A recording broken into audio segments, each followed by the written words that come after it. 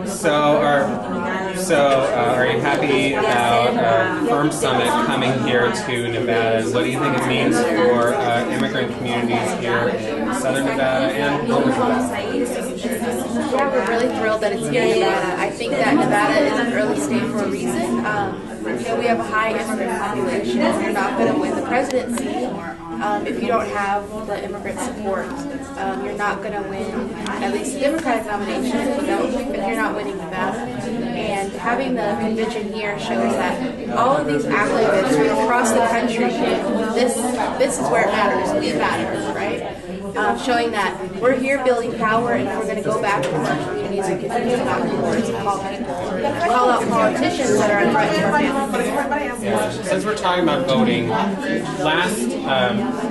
there still seems to be some angst among Democrats about what happened last year, especially with very low turnout here in Nevada and many other places throughout the nation.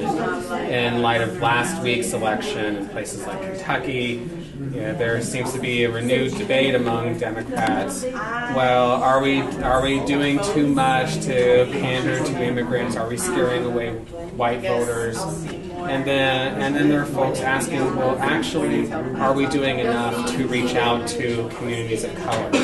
What do you think the problem is, and how do you think progressives can take steps to fix it?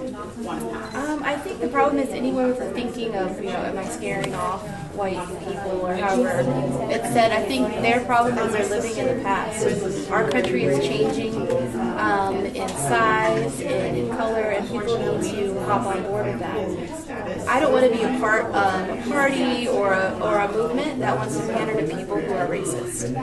Because it's not saying that if you don't support immigration reform, you are racist. But it seems like a lot of the counter arguments to immigration are based in racist fear-mongering. And that is not something anybody should pander to unless your name is Donald Trump. Well, do you think so far Secretary Clinton, Senator Sanders, and Governor O'Malley are doing enough to energize the community here and communicate with them effectively? I think they're all kind of doing what their campaign sees what's best for their campaign.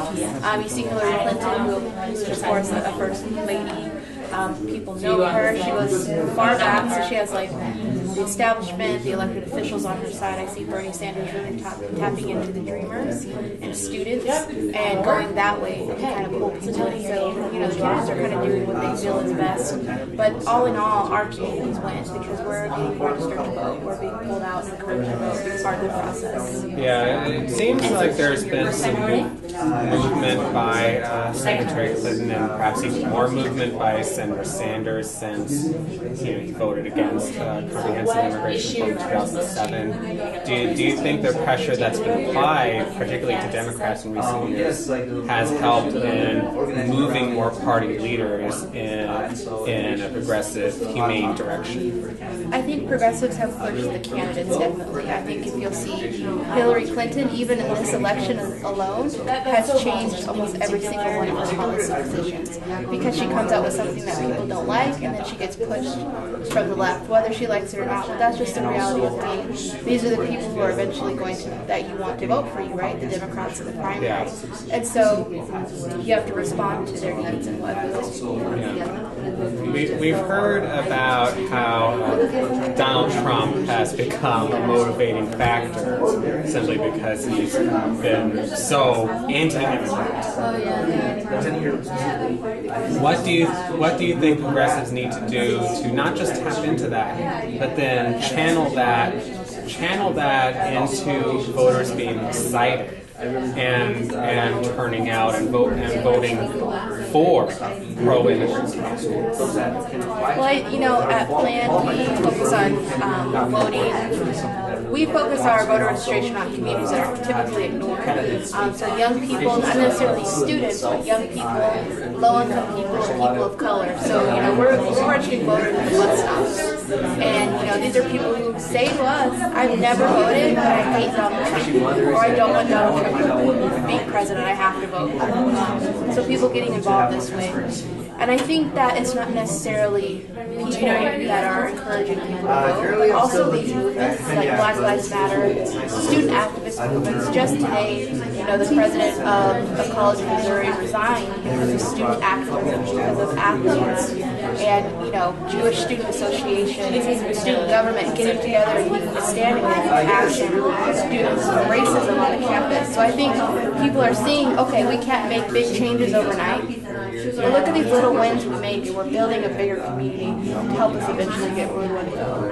And I guess lastly, how can this energy be translated into more wins at the ballot box? Last week we saw what happened in Houston, the failure of the Hero Non-Discrimination Initiative. Oregon last year, even as quite a few Democrats were winning the referendum on driver's licenses. What do you think progressives, particularly civil rights activists, need to do in order to turn this around? I think we just need to get bigger, build bigger coalitions, and also not be afraid to call out who is, the evildoer, who is the person, who are the people, who are the groups that are working against us. And we also have to remember, in a nightmare year like 2014, 5 red states passed minimum wage laws. I mean, that's powerful, and it also goes back to what I said earlier. We can't keep playing to these Archie bunkers. We can't keep worrying about them. The people wanted their raises, their wages raised, and they did it. And I think, politicians need to be more reactive to that kind of thing, of what's going on the ground. What are people building movement around, and kind of work with that. Great. Well, thanks so much.